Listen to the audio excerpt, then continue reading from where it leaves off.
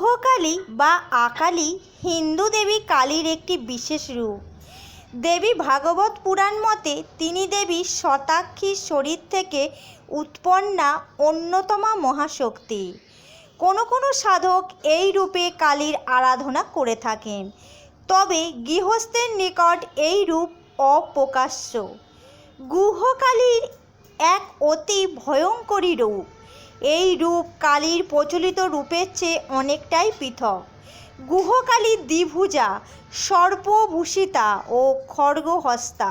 তাকে সূর্যকালী বা আকালী নামেও অভিহিত করা হয়। পশ্চিমবঙ্গের বীরভূম জেলার রামপুরহাট মহকুমার অন্তর্পাতি আকালী গ্রামে দেবী আকালীর একটি বিখ্যাত মন্দির বিদ্যমান। জয় জয় মা সদানন্দময়ী মায়ের জয়। তুমি তোমার সকল ভক্তকে ভালো রেখো।